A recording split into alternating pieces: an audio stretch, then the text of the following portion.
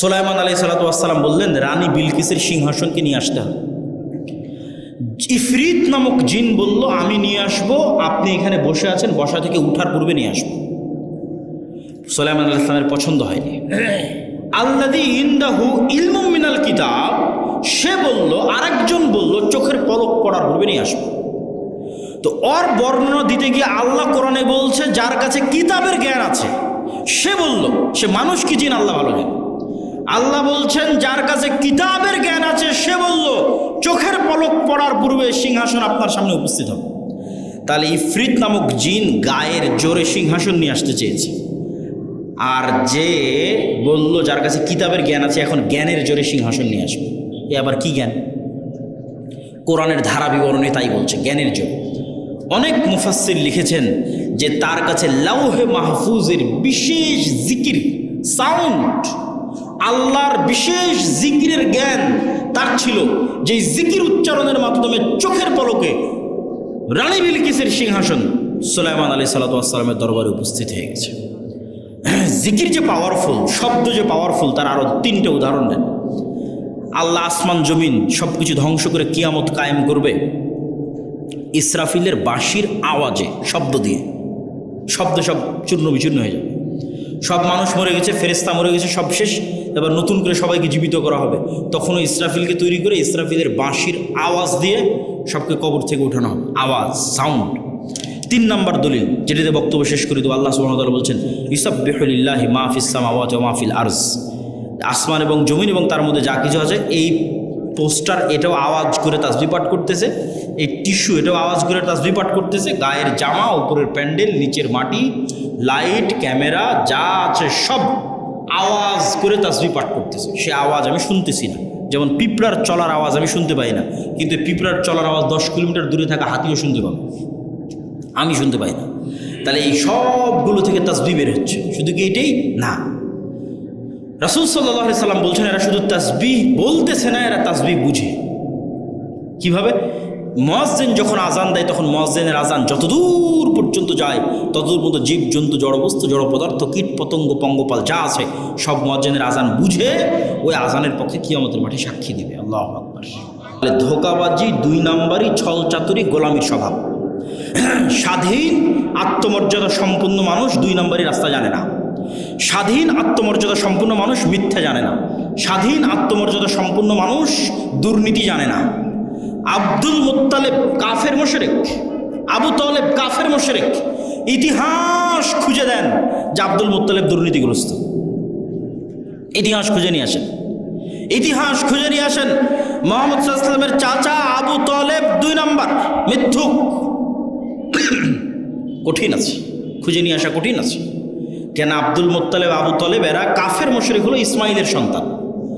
বানু ইসরাইল ইসহাকের সন্তান, ইব্রাহিমের এক ছেলে ইসহাকের সন্তান, আর এরা ইব্রাহিমের আর এক ছেলে ইসমাইলের সন্তান। আল্লাহর দয়ায় ইসমাইলের ছেলেরা কোনোদিন কারো গোলাম ছিল না। কেন গোলাম ছিল না? আরে মক্কাতে না আছে পানি, না আছে নদী, না আছে সমুদ্র, না আছে ফল ফসল, কি আছে মক্কা যে কে এসে মক্কা দখল করবে? কেউ মক্কা দখল করে। আব্রাহা একবার চেয়েছিল যে এখানে কেন মানুষ ইবাদত করতে যায়, আমি ইয়েমেনে ইবাদতের ঘর তৈরি করব, আমার এখানে ইবাদত করতে আসবে। তো ওখানে মানুষ ইবাদত করতে যায়নি, তো কাবা ঘর ভাঙতে গেছিল আব্রাহা একবার। তা বাদে কেউ ইসমাইলের সন্তানদেরকে কেউ গোলাম বানায়নি। এই জন্য ইসমাইলের সন্তানেরা অধিকাংশই, 2-1 জনের কথা বলা যাবে না, অধিকাংশই জন্মগত মিথ্যা, ধোঁকা জানত না। তাহলে কি দাঁড়ালো? বানু ইসরাইলের সামারি আর মুহাম্মদ সাল্লাল্লাহু আলাইহি ওয়াসাল্লামের বাপ দাদা আর বানু ইসমাইল, ইসমাইলের সন্তানের সামারি। যে গোলামি করে, গোলামি থেকে কি স্বভাব আসে? দুর্নীতি, 2 নম্বরই ধোঁকাবাজি, মিথ্যা। আর যে নেতা, যে নেতৃত্ব দিবে, সে মিথ্যা জানে না, সে দুর্নীতি জানে না, সে 2 নম্বরই জানে না, সে ধোঁকাবাজি জানে না। এবার চলে আসেন আমাদের কাছে। ব্রিটিশেরা দেখলো, আমেরিকা দেখলো যে মুসলমানেরা যদি একবার সত্য বলা শিখে যায়, মুসলমানেরা যদি একবার ন্যায় প্রতিষ্ঠা করা শিখে যায়, তাহলে তো পৃথিবীতে আমাদের থাকার জায়গা হবে না। তাহলে মুসলমানদের এমন সিস্টেমের মধ্যে ফেলে দাও যেন ওরা কোনোদিন সত্য বলা শিখতেই না পারে। মুসলমানদের একটা নেতাও যেন সত্যবাদী, ন্যায়পরায়ণ না হয়। তাহলে কি দিতে হবে? গণতন্ত্র। কেমনে গণতন্ত্র? কেমনে গোলাম তৈরি করে? গণতন্ত্র এমন এক সিস্টেম যেখানে এক দলের নেতা আর এক দলের নেতার বিরুদ্ধে বলবে তো বলবেই, একই আসনের মনোনয়ন প্রার্থী একই দলের আর বাকি মনোনয়ন প্রার্থীগুলোর বিরুদ্ধে যদি 2 নম্বরই না করে, মিথ্যা না বলে, টাকা পয়সার লেনদেন না করে, লিয়াজু লবি মেনটেন না করে, তাহলে মনোনয়নই নিয়ে আসতে পারবে না। বাস্তব মাঠের পরীক্ষা। আর ইশতেহারে দল নিজেও জানে বাস্তবায়ন করতে পারবে না, মিথ্যা ওয়াদা দিবে। মিথ্যা না বলা শিখলে ভোট পাবে না। আর যারা ভোটার সেও মিথ্যা ওয়াদা দিবে। যত এমপি প্রার্থী আসবে, হ্যাঁ ভাই আপনাকে ভোট দেব, 500-1000 টাকা, 500-1000 টাকা, হ্যাঁ আপনাকে ভোট দেব। ভোটারও মিথ্যুক, এমপিও মিথ্যুক, মনোনয়ন প্রার্থীও মিথ্যুক, এবং সবাই লিয়াজু লবি 2 নম্বরই রাস্তা, ধোঁকাবাজি, এগুলো একদম ভোটের দিন পর্যন্ত যদি না করে ও জিতেও আসতে পারবে না। তাহলে এই গণতান্ত্রিক পদ্ধতিতে 300 এমপি নির্বাচিত হয়ে গেল। এখন বানু ইসমাইল আর বানু ইসরায়েলের এই যে আগের ফরম্যাট আপনাকে দিয়ে দিলাম, এই ফরম্যাট অনুযায়ী আপনি বলেন যে এই 300 এমপি নেতা না গোলাম? একটু জোরে বলতে হবে, নেতা না গোলাম? গোলাম। এইটা যদি একবার বুঝে গেছেন, তাহলে বুঝে গেছেন যে মুসলমানদের সমস্যা কোথায়, মুসলমানদের কাজ কি। এবার তো নেতাদের অনেক দোষ ত্রুটি বললাম, এবার একটু আমাদের দোষ ত্রুটি খুঁজি। আমরা কেমনে বুঝবো যে আমি ন্যায়পরায়ণ আছি কিনা, আমি নেতা হতে পারবো কিনা, আমি সত্যবাদী কিনা? দেখেন, দেশ ঠিক করতে ওসি, ডিসি, এসপি, মন্ত্রী, সচিবালয়ে যারা থাকে এরাই আসল। ক্ষমতায় ডক্টর ইউনূস 2 বছরের জন্য, আগের সরকার 16 বছরের জন্য, নতুন যারা আসবে 5 বছরের জন্য। কিন্তু এই আর্মি, পুলিশ, কোর্ট, জজ, সচিবালয়ে যারা আছে এদের কারো চাকরি যায়নি, এরাই থাকবে। তো এরা যদি বলে যে আমরা আজ থেকে দুর্নীতি করবো না, আজ থেকে সত্যবাদী, আজ থেকে ন্যায়পরায়ণ, তো দেশে তো 80% ইসলাম কায়েম হয়ে যাবে। ইসলাম কায়েম হওয়া মানে কি, এটাও বুঝতে হবে। ইসলাম কায়েম হওয়া মানে, যদি মনে করেন সবাই 5 ওয়াক্ত সালাত আদায়কারী হবে, ঠিক আছে, সমস্যা নেই। যদি মনে করেন সবাই পর্দা করবে, ঠিক আছে, সমস্যা নেই। কিন্তু কল্পনা করেন যে আজকে গাইবান্ধার শতভাগ মানুষ আজ থেকে 5 ওয়াক্ত সালাত আদায় করতেছে, আর গাইবান্ধার আজকে সব নারী পর্দা করতেছে, কিন্তু এদের অধিকাংশই এখনও 2 নম্বরই করতেছে, মিথ্যা বলতেছে, অন্যের সম্পদ দখল করে নিচ্ছে, দুর্নীতি করতেছে। তাহলে এখানে ইসলাম কায়েম হয়েছে? ইসলাম কায়েম হয়নি। এবার আপনি বুঝবেন কেন বললাম ওসি, ডিসি, এসপি এরা যদি আজ থেকে শতভাগ সৎ হয়ে যায়, তাহলে 80% ইসলাম কায়েম হয়ে যাবে। শুধু কি তাই, এই ওসি, ডিসি, এসপি, মিনিস্টার, সচিবালয় যারা আছে, এরা আল্লাহকে ধোঁকা দিতে চায়, মানুষকে ধোঁকা দিতে চায়। 2 নম্বরই উপায়ে টাকা ইনকাম করে সেই টাকা দিয়ে হজ করে পাপ ক্ষমা করতে চায়। নাউজুবিল্লাহ। এই পাগলদেরকে কে বুঝাবে যে তুমি যে অবৈধ টাকা দিয়ে হজ করছো, তো কবুল হয়নি, কোনো সমস্যা নাই। তোমার মনের স্বাদ যে তুমি হজ করবা, তোমার মনের স্বাদ যে তুমি একটু মসজিদ কমিটির মেম্বার হবা, টাকা পয়সা দিবা, দান করবা, তো তুমি দান করে জানে কি পাবা, হজ করে জানে কি পাবা, তার চেয়ে তো সিক্রেট তোমার কাছেই আছে, এর চেয়ে বেশি নেকি পাওয়ার। সেটা কি? রাসূল সাল্লাল্লাহু আলাইহি সাল্লাম বলছেন, সাবআতু ইউদিল্লুহুমুল্লাহ ইয়াওমা লা দিল্লা ইল্লা দিল্লুহ, ইমামুন আদিল, যে 7 শ্রেণীর মানুষকে আল্লাহ বিশেষ ছায়া দিবে।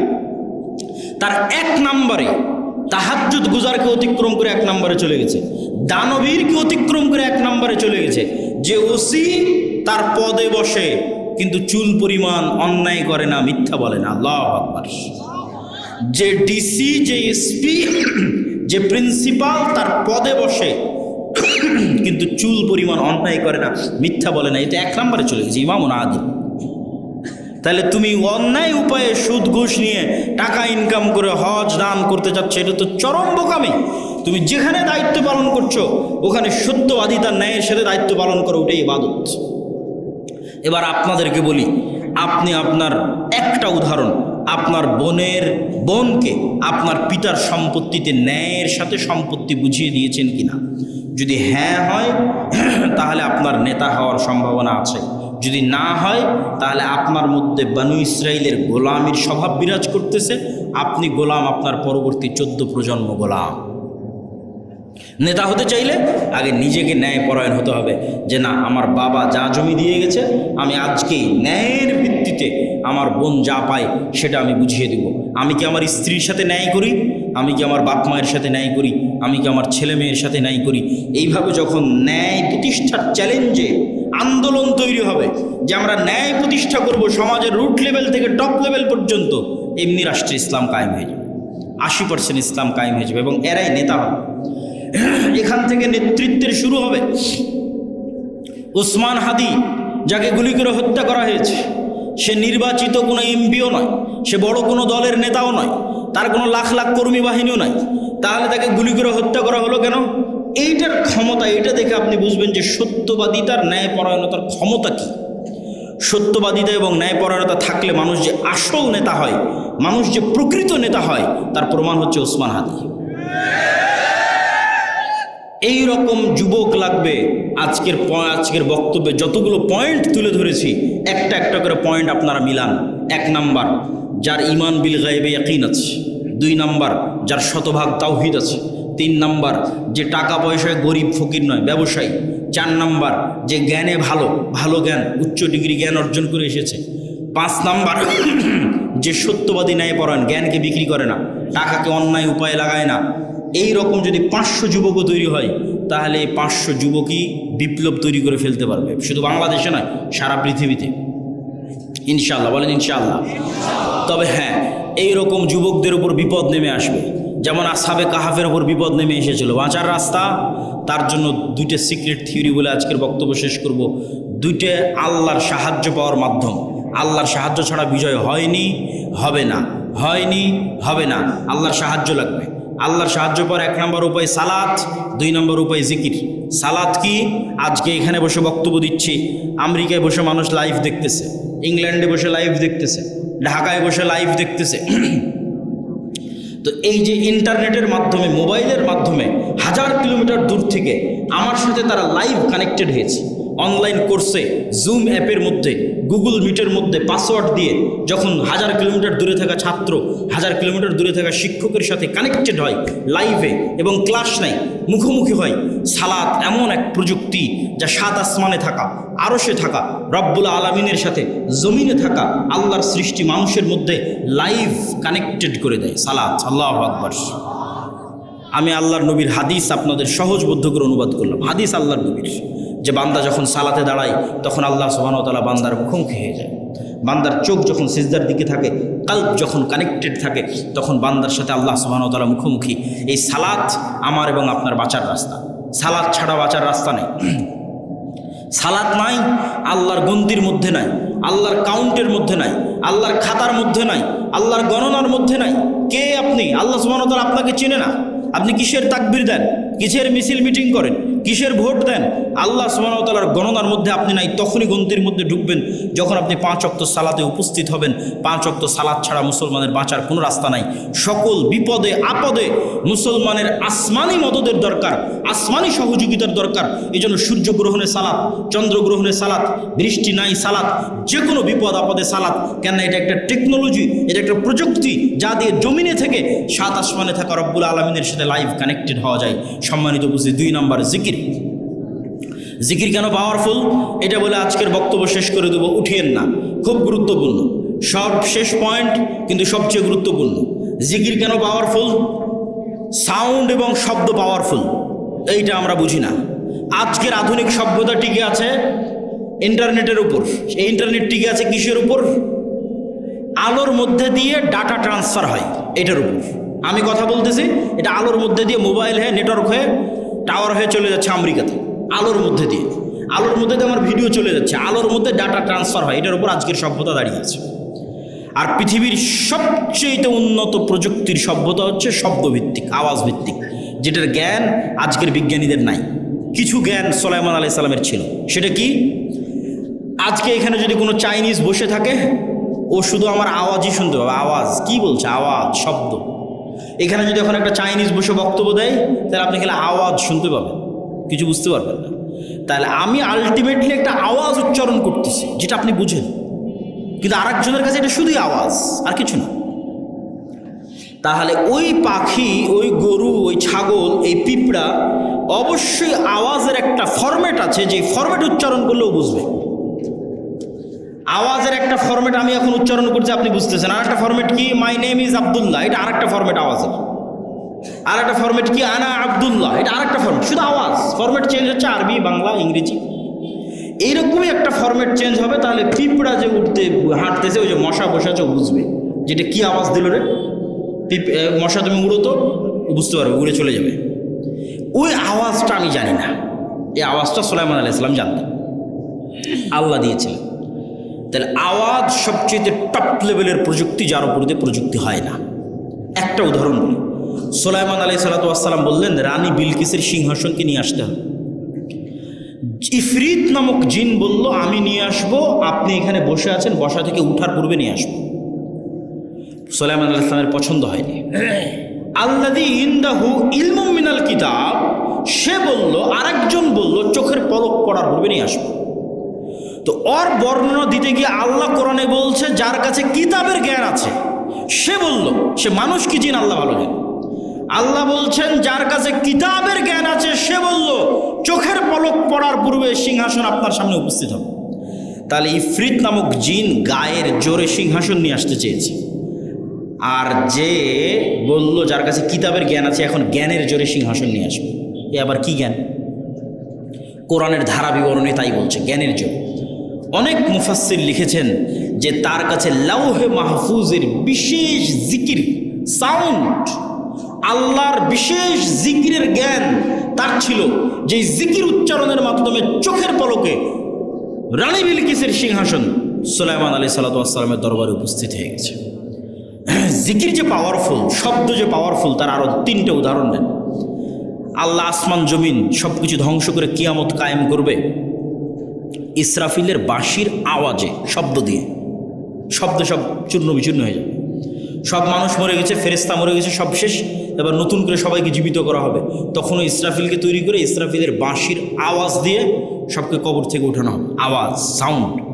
3 নম্বর দলিল, যেটিতে বক্তব্য শেষ করে দেবো, আল্লাহ সুবহানাহু ওয়া তাআলা বলছেন ইউসাব্বিহু লিল্লাহি মা ফিস সামাওয়াতি ওয়া মা ফিল আরজ, আসমান এবং জমিন এবং তার মধ্যে যা কিছু আছে। এই পোস্টার এটাও আওয়াজ করে তাসবিহ পাঠ করতেছে, এই টিস্যু এটাও আওয়াজ করে তাসবিহ পাঠ করতেছে, গায়ের জামা, উপরের প্যান্ডেল, নিচের মাটি, লাইট, ক্যামেরা যা আছে সব আওয়াজ করে তাসবিহ পাঠ করতেছে। সে আওয়াজ আমি শুনতেছি না, যেমন পিঁপড়ার চলার আওয়াজ আমি শুনতে পাই না, কিন্তু পিঁপড়ার চলার আওয়াজ 10 কিলোমিটার দূরে থাকা হাতিও শুনতে পাবে, আমি শুনতে পাই না।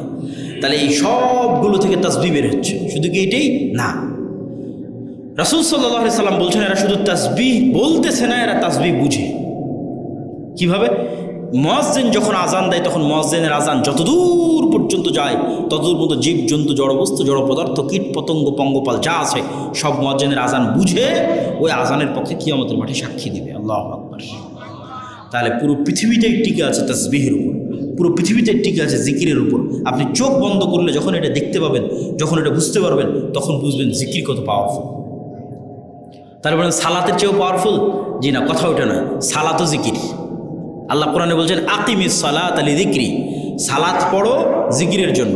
আসলে 24 ঘন্টা আল্লাহর জিকির করা উচিত, কিন্তু 24 ঘন্টা তো তোমরা পারো না, শয়তান তোমাদের পিছে লেগে থাকে। তো অন্তত 5 বার তো আল্লাহকে স্মরণ করো 24 ঘন্টার মধ্যে, এটা ফরজ। এটা যদি না করো তাহলে তোমার সাথে আল্লাহর কোনো সম্পর্ক নেই। মা সালাম। যে কাল দিনে রাতে 24 ঘন্টায় 5 বার আল্লাহকে স্মরণ করতে পারে না, ওর সাথে আল্লাহর কোনো সম্পর্ক নেই। আল্লাহকে স্মরণ করার জন্য সালাত নির্ধারিত ফরম্যাটে দেওয়া আছে, আরও বেশি মজবুত, আরও বেশি পাওয়ারফুল করার জন্য। পুরো সালাতের প্রত্যেক ফরম্যাটে জিকির আছে। যখন আমরা কোরআন পড়ি তখন জিকির। কোরআন কি জিকির? যদি বুঝেন যে আল্লাহর আওয়াজ, আল্লাহর সাউন্ড, যদি বুঝেন আওয়াজ এবং সাউন্ড পাওয়ারফুল, তাহলে একটু কল্পনা করেন কোরআন এটা কার আওয়াজ, এটা কার সাউন্ড? আল্লাহর। জিবরাইল আলাইহিসসালাতু ওয়াসসালাম আল্লাহ সুবহানাহু ওয়া তাআলার নিকট থেকে, লাউহে মাহফুজ থেকে, জিবরাইল আলাইহিসসালাতু ওয়াসসালামের নিকট থেকে মুহাম্মদ সাল্লাল্লাহু আলাইহি ওয়াসাল্লাম। এই জন্য তাজবিদের গুরুত্ব আছে। আপনার কোরআন পড়াটা যেন এমন হয় যেমনভাবে মুহাম্মদ সাল্লাল্লাহু আলাইহি ওয়াসাল্লাম পড়তেন। তাহলে মুহাম্মদ সাল্লাল্লাহু আলাইহি ওয়াসাল্লামের পড়াটা জিবরাইলের মতো, জিবরাইলের পড়াটা আল্লাহ সুবহানাহু ওয়া তাআলার মতো, এটা আল্লাহর আওয়াজ। আল্লাহু আকবার, আল্লাহু আকবার। মুসা আলাইহিসসালাতু ওয়াসসালামের লাঠির চেয়ে পাওয়ারফুল জিনিস মুসলমানদের কাছে আছে, সেটা হচ্ছে আল্লাহর আওয়াজ, আল্লাহর শব্দ। এই জন্য এটা সর্বশ্রেষ্ঠ জিকির। আফজালুজ যিকরি তিলাওয়াতুল কোরআন। সম্মানিত উপস্থিতি, তাহলে কি দিয়ে আপনি বাঁচবেন? নেতা হতে চান, ইসলামী বিপ্লব করতে চান, 2টা জিনিস লাগবে, সকাল সন্ধ্যের জিকির, 5 ওয়াক্ত সালাত, পারলে রাতেরও সালাত। আল্লাহ সুবহানাহু ওয়া তাআলা আমাদেরকে আজকের বক্তব্যের উপর আমল করার তৌফিক দান করুক, আল্লাহুম্মা আমিন। আজকের বক্তব্য পুরোটাই লিখিত আকারে আল্লাহর পথে যাত্রা বইয়ের মধ্যে আছে, যেটা আজকে আমাদের সাথে একটা গাড়িও আসতে পারিনি, গাড়ি অ্যাক্সিডেন্ট করার কারণে। এই জন্য আজকে বই পুস্তক আছে কিনা আমি জানি না, তবে না থাকলে আপনারা সংগ্রহ করার চেষ্টা করবেন। এই আল্লাহর পথে যাত্রা বইটা প্রত্যেক মসজিদ, মাদ্রাসা, স্কুল, কলেজ, লাইব্রেরিতে দৈনিক অন্তত 1 পৃষ্ঠা করে হলেও পড়া উচিত। মহিমাগঞ্জ কামেল মাদ্রাসাতেও অন্তত 1-1.5 পৃষ্ঠা করে পড়া উচিত, বাস্তবায়ন করা উচিত। পাঠচক্র সকল মসজিদ মাদ্রাসায় আল্লাহর পথে যাত্রা। আর মাসিক আল ইতিসাম, এই বলে আমি আমার আজকের বক্তব্য শেষ করছি। প্রশ্ন উত্তর আপনারা ধীর স্থিরভাবে থাকেন, তাড়াহুড়া করার কিছু নাই। শাইখ সালাম নেবেন। আমার প্রশ্ন হলো, সালাতে যদি কোনো ব্যক্তি সূরা কিরাত মুখ এবং ঠোঁট নাড়িয়ে না পড়ে, সম্পূর্ণরূপে যদি ঠোঁট বন্ধ থাকে, তাহলে এটা পড়া হলো না, এটাকে পড়ার মধ্যে ধরা হয় না।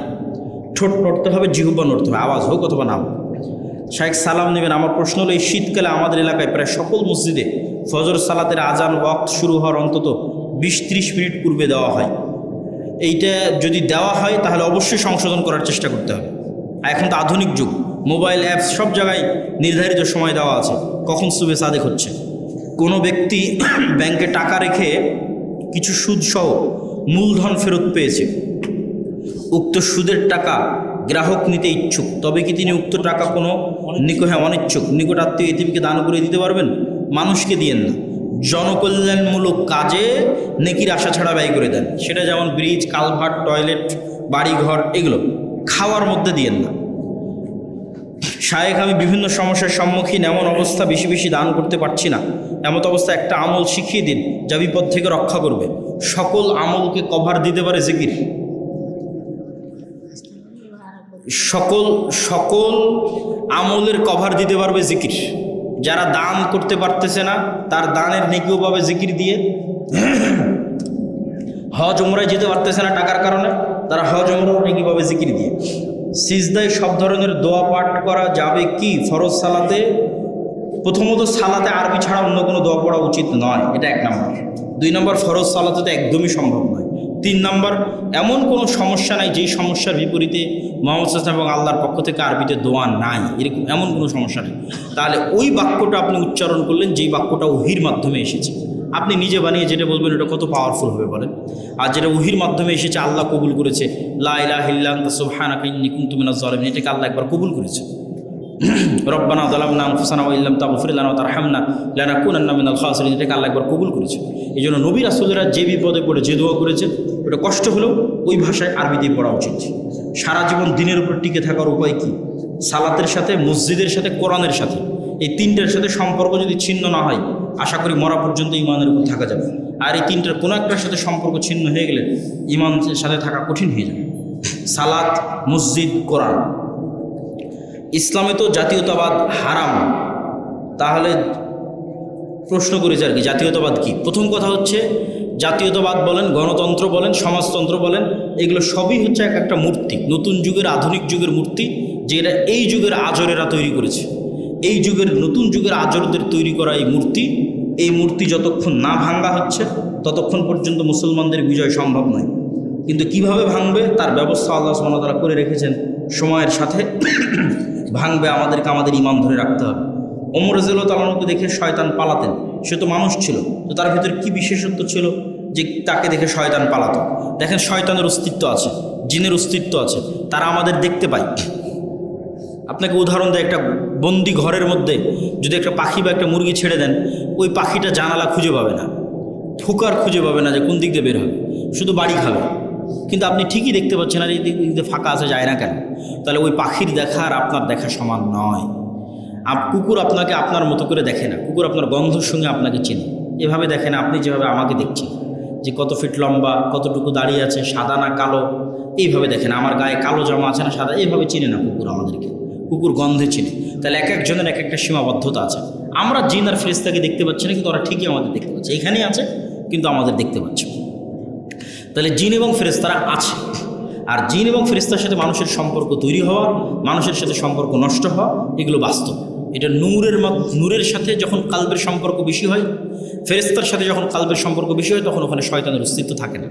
সালাম দিয়ে ঢুকলেন, শয়তান থাকবে না। বিসমিল্লাহ বলে খাবেন, শয়তান থাকবে না। পবিত্র থাকবেন, শয়তান থাকবে না। কোরআন তেলাওয়াত করবেন, শয়তান থাকবে না। তাহলে এগুলোতে আপনি কাকে অ্যাক্সেস দিচ্ছেন? ফেরেশতাকে, নূরকে। এগুলো নাই, উল্টোটা ঘটতেছে। সালাম দিয়ে ঢোকে না, কোরআন পড়ে না, নামাজ পড়ে না, পবিত্র থাকে না, সালাত আদায় করে না, তার উপর আবার বাড়িতে ছবি আছে, মূর্তি আছে, বাড়িতে কুকুর আছে, তাহলে ওখানে কে আছে? শয়তান আছে। তাহলে ওমর রাদিয়াল্লাহু তাআলা আনহুর কালবের নূর এতটা পাওয়ারফুল ছিল এবং তার সাহস এতটা, এবং আল্লাহ সুবহানাহু ওয়া তাআলার পক্ষ থেকে বিশেষ মর্যাদা তার জন্য যে তাকে দেখে শয়তান পালিয়ে যেত। আমি একজন জানাতে আমার প্রশ্ন হলো, প্রতিবেশী বলতে যে বাড়ির পাশে বাস করে সে, না যে তার পছন্দের মসজিদের সাথে সম্পৃক্ত, সেখানকার মুসল্লিরা সবাই প্রতিবেশী। আপনার সদ্য লেখা আল্লাহর পথে যাত্রা, এটা আল্লাহর পথে যাত্রা বইয়ের মধ্যে আলহামদুলিল্লাহ ওই রকমের কোনো বড় ভুল ত্রুটি নাই। কিছু হয়তো হাদিসের নাম্বার বা ইত্যাদি সংলগ্ন কিছু থাকতে পারে, তো সেগুলো আমাদের কিছু সংশোধনী চলতেছে, বাট মৌলিক আলোচনায় কোনো ভুল ত্রুটি নাই। কি জন্য? এই বইটা সরাসরি সালাফে সালেহিনদের বইয়ের সারমর্ম। মানুষ হয়তো পড়ে মনে করবে যে আমি আমার ব্রেন থেকে বইটা বের করলাম কিনা, না, এরকম কিছু না। এই বইয়ের মধ্যে কোন কোন বইয়ের সারমর্ম আছে বলে দিই। বিশেষ করে আল্লামা ইবনুল কাইয়িম রাহিমাহুল্লাহ বলা যায় 4-5টা বইয়ের সারমর্ম আছে। আদ-দা ওয়াদ দাওয়া, আল ওয়াবিলুস সাইয়্যিব, ঠিক আছে। জিকিরের উপর ইবনুল কাইয়িম রাহিমাহুল্লাহর যে বই, অন্তরের সুস্থতা অসুস্থতার উপর তার যে বই, তাকদীরের উপর তার যে বই শিফাউল আলিল, এই বইগুলোর সারমর্ম আছে। ঠিক আকীদার উপর যে বইগুলো আরবিতে লেখা হয়েছে, কিতাবুত তাওহীদ, কিতাবুত তাওহীদের সারমর্ম আছে। আল্লাহর নামের ব্যাখ্যা ইবনুল কাইয়িম রাহিমাহুল্লাহ যা যা লিখেছেন সেগুলোর সারমর্ম আছে। তারপরে শেখ সালেহ আল উসাইমিন তিনি আল্লাহর নামের উপর যে বই লিখেছেন সেটার সারমর্ম আছে। তারপরে ইমাম গাজ্জালির ইহিয়া উলুমুদ্দিন, সেই ইহিয়া উলুমুদ্দিন বইয়ের সারমর্ম আছে। এরকম সালাফে সালেহিনের লেখা বিভিন্ন বইয়ের সারমর্ম এই বইয়ের মধ্যে আছে। এটা আমার নিজের পক্ষ থেকে লেখা না, মানে সরাসরি আমার নিজের আবিষ্কার এরকম। মুসলিম কি অন্য ধর্মের লোককে বিয়ে করতে পারবে যদি আহলে কিতাব হয় এবং মুশরিক না হয়?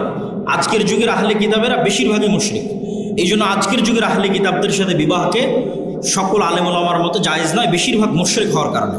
তবে কোনো আহলে কিতাব যদি পাওয়া যায় সে আহলে কিতাব মুশরিক নয়, তাহলে বিবাহ করা যেতে পারে। আর মুসলমানদের সাথে তো যাবেই, বাকি মুশরিকদের সাথে কোনো মতেই যাবে না। আমি যদি কোরআন ও সহিহ হাদিস মেনে চলি তাহলে আমি নিজেকে মুসলিম বলতে পারি না। আহলুল হাদিস না বললে কি সমস্যা আছে? যদি সমস্যা না থাকে তাহলে আপনারা আহলুল হাদিস পরিচয় দেন কেন? এটা আসলে সমস্যা না, সমস্যার বিষয় নয়। বাতিল ফেরকা যদি তৈরি না হতো এই নামগুলো জীবনও আসতো না। শিয়ারা তৈরি হওয়ার কারণে, খারেজিরা তৈরি হওয়ার কারণে সাহাবীরা আহলুস সুন্নাহ নামটা ব্যবহার করতেন। আর সাহাবীদের মধ্যে আগে থেকে মুহাজির, আনসার এই নামগুলো প্রচলিত ছিল। তারই ধারাবাহিকতায় আরও অনেক নাম পরবর্তীতে এসেছে, তার মধ্যে আহলুল হাদিসও একটি নাম। রাসূল সাল্লাল্লাহু আলাইহি ওয়াসাল্লাম নবুয়তের আগেই তো ওনার বুক চিরে শয়তানের অংশ বের করা হয়, বুকে ঈমান ও হিকমা দেওয়া হয়। নবুয়তের পর হালিমার পশু ফসলে বরকত দেওয়া হয়।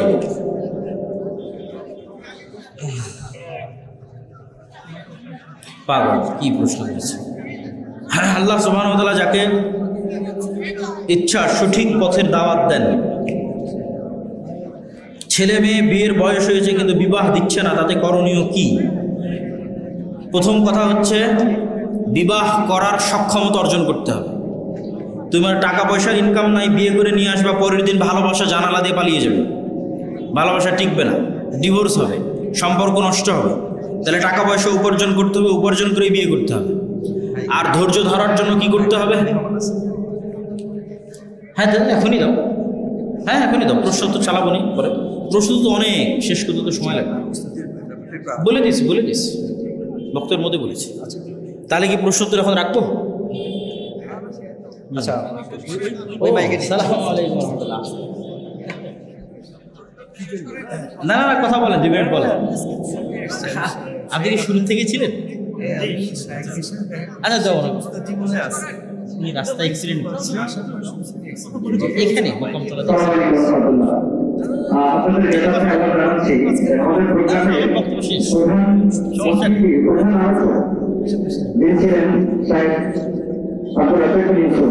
তিনি আসার জন্য অলরেডি আমাদের মতান্তর পর্যন্ত আসছিলেন। আপনার আপনি বক্তব্যের শুনলেন তিনি মতান্তর এসে একটা বড় ধরনের এক্সিডেন্ট করেছেন। তো আল্লাহর মধ্যে তিনি স্বাভাবিক আঘাতপ্রাপ্ত হলেও সুস্থ আছেন এবং আসলে বক্তব্য দেওয়ার মতো অবস্থানে তিনি ছিলেন না, এই জন্য তিনি রেস্টে আছেন এবং আজকের মধ্যে তিনি আমাদের মহকুল্লাহ আসতে পারেননি। আমাদের এখন নির্মাণ আছে হিসেবেই যারা স্বামী কায়দা লিখুন, তিনি আপনার পিছনে কিছুক্ষণ তথ্য বলবেন, আপনারা একটু শুনে ধৈর্য সহকারে শুনবেন।